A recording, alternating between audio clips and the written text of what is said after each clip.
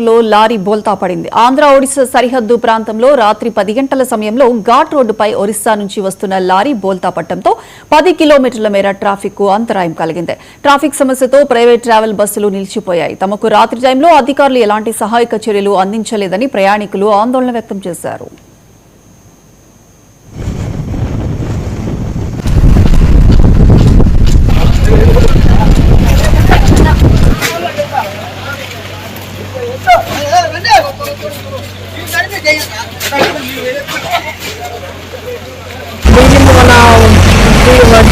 అయితే మొత్తం పడిపోయింది అనమాట.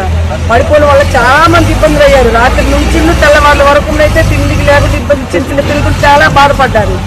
అటు ఇటు బస్సులు అటువైపు ఇటువైపు మొత్తం ఉండిపోయింది. తర్వాత సాయం చేసుకొని మన ఆంధ్ర ఒడిశా గవర్నమెంట్ కలిపి ఏదో ఒక విధంగా సహాయం చేయాలి. ఎందుకంటే చిన్న చిన్న పిల్లలతో రాత్రి హాస్పిటల్ నుంచి వచ్చే వాళ్ళు బోల్డ్ మంది ఉన్నారు. పాసెంజర్ కూడా చాలా ఇబ్బంది అయ్యారు. రాత్రి 10:30 నుంచి మార్నింగ్ ఇప్పుడు 7:30 వరకు చాలా ఇబ్బంది పాలవుతున్నారు. మేము వర్షాలు ఉంటాం. రాత్రి 10 గంటలకు మేము బస్సులో వస్తుంటే దారిలో అడ్డంగా లారీ పడి బియ్యం లారీ కూడా పడిపోయింది. బియ్యం పెట్టిన లారీ అది రాత్రి నుంచి లేడీస్కి బాత్రూమ్కి వెళ్ళడానికి లేదు, తాగడానికి మంచినీళ్ళు లేవు. చిన్న చిన్న పిల్లలు రాత్రి అంతా నిద్రపోవడం కోసం ఏడుపులతో ఇప్పుడు దాకా తెలిసింది.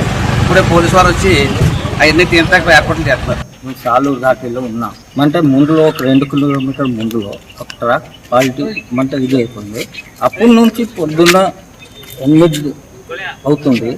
మాకు ఏ హెల్ప్ కూడా దొరకదు. ఇప్పుడు సాలూరు నుంచి వాళ్ళు వచ్చి మాకు అడిగారు, మా ప్రాబ్లమ్ అయితే సాల్వ్ ఎలాగ అవుతుంది కూడా ఇక్కడ బస్సులో ఒక పెద్ద